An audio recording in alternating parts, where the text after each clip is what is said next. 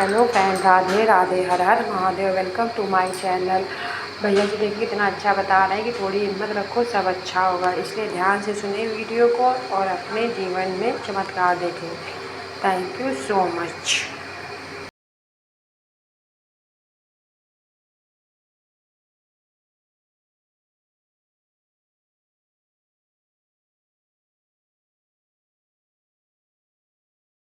किसी ने बड़े कमाल की बात कही है कि जिंदगी में संकट का हर दरिया पार होगा, थोड़ी सी हिम्मत रखिए, देखना एक दिन चमत्कार भी होगा। हाय गाइस, मेरा नाम है आरजे कार्तिक। एक छोटी सी कहानी। ये कहानी एक अमीर सेठ की। एक सिटी के सबसे अमीर सेठ थे, बहुत सारा पैसा था, बहुत सारे बिजनेसेस चल रहे थे, बहुत सारी फैक्ट्रीज के मालिक थे, कहीं कोई कमी नहीं, हर तरीके से संपन्न थे। एक दिन अपनी फैक्ट्री का दौरा करके शाम में घर लौटे थे। बड़ा सा बंगला, आलीशान बंगला। अंदर पहुंचे तो देखा कि घर वाले सारे लोग जो थे पूजा पाठ कर रहे थे, शाम की आरती चल रही थी। सेठ जी को भगवान से थोड़ी डिस्टेंस बनाने में मजा आता था। वो नास्तिक टाइप के थे, वो दूर रहते थे। अपने कमरे में चुपचाप चले गए, जाकर के अपना हिसाब किताब करने लगे, एनालाइज करने लगे क्या सही हुआ क्या गलत हुआ। नौकर को बुला करके कहा कि एक कप कॉफी लेकर के आ जाओ। नौकर गया कॉफी तैयार करने के लिए। अचानक से सेठ जी को दर्द होने लगा सीने में, बेचैनी महसूस होने लगी। वापस नौकर को बुलाया और कहा कि एक काम करो, फटाफट से डॉक्टर्स को बुलाओ, कॉफी बाद में बनाना। उस सिटी के जो टॉप हॉस्पिटल के डॉक्टर्स थे वो सारे के सारे आए, आकर के जांचें करी, बहुत सारी रिपोर्ट्स आई। मालूम चला कि सेठ जी हर तरीके से परफेक्टली फाइन थे। सेठ जी ने कहा कि मुझे तो अभी भी बेचैनी हो रही है, मेरे लिए तो दवाइयां लिखी। डॉक्टर्स ने कहा कि आप ठीक हैं, कहाँ परेशान हो रहे हैं। फिर भी सेठ जी का मन था, वो अंदर ही अंदर अजीब सा महसूस कर रहे थे। तो डॉक्टर्स ने दवाइयां लिख दी और साथ में नींद की गोली लिख दी कि अगर नींद ना आए तो ये भी ले लेना, लेकिन आप आज आराम करना, किसी बात की वजह से शायद आप परेशान हैं, इसीलिए आपको बेचैनी हो रही है। नौकर ने खाना तैयार किया, दवाइयां लेकर के आ चुका था। सेठ जी ने दवाई ली, सोने के लिए बिस्तर पर चले गए, लेकिन नींद नहीं आ रही थी, करवट बदल रहे थे। बिस्तर से उठ करके वो नींद की गोली भी ले ली, लेकिन तब भी नींद नहीं आ रही थी। बहुत देर हो गई थी। घड़ी उठा करके देखा तो रात की 3 बज रही थी। सन्नाटा था, हर तरफ शांति थी। उन्हें लगा कि इस बंद कमरे में शायद घुटन हो रही होगी।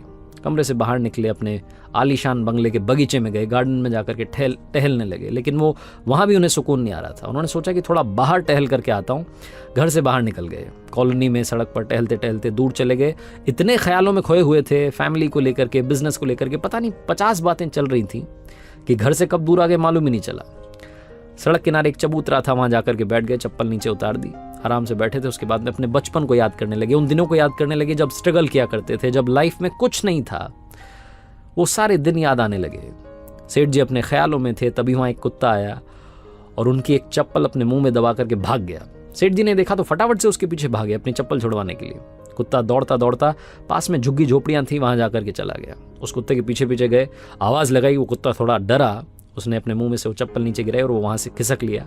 सेठ जी ने दूसरी वाली चप्पल भी पहनी और वापस अपने घर के लिए आने के लिए तैयार थे। उन्हें याद आया कि घर भी तो चलना है, कितनी देर से बाहर बैठा हूं। तभी उन्हें किसी के रोने की आवाज आने लगी। सेठ जी ने आसपास देखा तो एक झोपड़ी में से रोने की आवाज आ रही थी, एक महिला के रोने की आवाज आ रही थी। तकरीबन सुबह के 4 बज रहे होंगे, काफी देर हो चुकी थी। सेठ जी ने सोचा कि क्या करूं, जाकर के पूछूं क्या बात है या फिर अपने घर चले जाऊं। उनके मन ने कहा कि घर चलते हैं, कहां फालतू के पंगे में पड़ना है, अपना काम करते हैं, अपन अपने काम से काम रखते हैं। सेठ जी घर की तरफ चलने के लिए आगे बढ़े, 4-5 कदम आगे बढ़ाए। फिर मन में दूसरा ख्याल आया कि एक बार जाकर के पूछ तो लूं, पता तो कर लूं कि बात क्या है। उस झोपड़ी के पास गए, झांक करके देखा तो अंदर वाकई में एक महिला रो रही थी। दीवार से, वो जो झोपड़ी की दीवार थी, उससे सर पटक पटक के रो रही थी। सेठ जी ने हिम्मत करके दरवाजा खटखटाया। उस महिला ने दरवाजा खोला। सेठ जी ने सबसे पहले तो कहा कि बहन जी माफ करना, गलत मत सोचना, मैं बस यहाँ से गुजर रहा था, मुझे आपके रोने की आवाज आई। क्यों रो रही हैं आप, क्या बात है, क्यों परेशान है? तो उस महिला ने बताया कि बाबूजी क्या बताऊं, यहाँ पर आप देखिए मेरी 7 साल की बच्ची है, सोई हुई है जमीन पर, ये बीमार है। डॉक्टर्स कह रहे हैं कि इसके ऑपरेशन के लिए बड़ा खर्चा होगा, लेकिन कोई मुझे पैसे नहीं दे रहा है, मदद करने के लिए तैयार नहीं है। सेठ जी ने कहा तो इसमें रोने से क्या होगा, रोने से आपको थोड़ा ना पैसा मिल जाएगा, रोने से कोई थोड़ा ना आपकी मदद कर देगा। और ये सुबह सुबह क्या रो रही हैं आप, इससे कुछ नहीं होने वाला। आपको मदद मांगनी है तो जहां आप काम करती है, कहाँ आप काम करती हैं? तो उस महिला ने बताया कि मैं तो घर घर जाकर के झाड़ू पोछा करती हूँ। तो सेठ जी ने कहा कि उनसे मदद मांग लेती है, रोने से कुछ नहीं होने वाला। तो उस महिला ने कहा कि रो तो इसलिए रही थी क्योंकि कल एक बाबा जी यहाँ से निकले थे। उन्होंने कहा था कि बेटा सुबह 4 बजे कल रोना शुरू करना और ऊपर वाले को याद करना, लगातार प्रार्थना करना, देखना चमत्कार होगा। इसलिए मैं रो रही थी कि शायद वो बाबा जी की बात सच हो जाए, शायद ऊपर वाला मेरी सुन ले। सेठ जी ने जब ये सुना तो उनका दिल पिघल गया। उन्होंने फटाफट से कॉल किया, एम्बुलेंस आई, डॉक्टर्स को कॉल कर दिया कि इस बच्ची का ऑपरेशन होना है, जितना खर्चा होना है वो सब आप मुझसे लेना, आप इस बच्ची को ठीक कर दो, स्वस्थ कर दो। और उस महिला को कहा कि आप कल से ही मेरे यहाँ पर आकर के नौकरी शुरू कीजिए, मेरे पास बहुत सारी फैक्ट्रीज हैं, आपको जहाँ काम करना है वहाँ काम करना। उस महिला के रहने के लिए अपना सर्वेंट क्वार्टर भी दे दिया। सेठ जी की जो बेचैनी थी वो तो उसी वक्त खत्म हो गई थी जब उन्होंने एम्बुलेंस को कॉल किया था, डॉक्टर से बात की थी। लेकिन मन में एक शंका थी, एक डाउट था जो लगातार चल रहा था। सेठ जी सोचने लगे कि मैं ऊपर वाले से इतनी डिस्टेंस रखता हूँ, नास्तिक हूँ, मुझे मतलब ही नहीं है, लेकिन क्या वाकई में ऊपर वाला है? ये क्या चक्कर है कि वो बाबा जी ने कहा कि 4 बजे रोना शुरू करना, मैं वहाँ पर किस्मत से पहुँच गया और उस महिला की मैंने मदद कर दी। सेठ जी के मन में 50 ख्याल आने लगे। फिर दूसरा ख्याल आया कि अगर वाकई में ऊपर वाला है तो हम ये नीचे वाले जो लोग हैं ये क्यों लड़ रहे हैं, वो क्यों हमें लड़ा रहा है धर्म के नाम पर, जात पात के नाम पर। उस महिला से ना तो मैंने जाति पूछी, ना उसने मेरी जाति पूछी, ना हमने एक दूसरे की जाति पूछी, ऊपर वाले ने भी हमारी जात पात के बारे में नहीं सोचा, बस मुझे जरिया बना करके वहाँ भेज दिया। सेठ जी को उस दिन समझ में आया कि लाइफ में वो काम में बड़ा विश्वास रखते थे कि कर्म किए जाओ, वो काम करेंगे तो रिजल्ट मिलेगा, काम करेंगे रिजल्ट मिलेगा।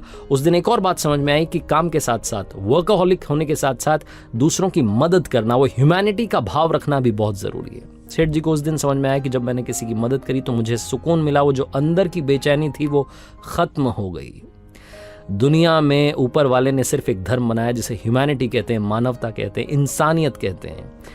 ये कहानी काफ़ी कुछ सिखाती है। पहली बात तो सिखाती है कि अगर आप भरोसा रखेंगे तो चमत्कार ज़रूर होगा। दूसरी बात सिखाती है कि ज़िंदगी में एक दूसरे की मदद करते चलेंगे तो आपकी मदद अपने आप ऊपर वाला करेगा।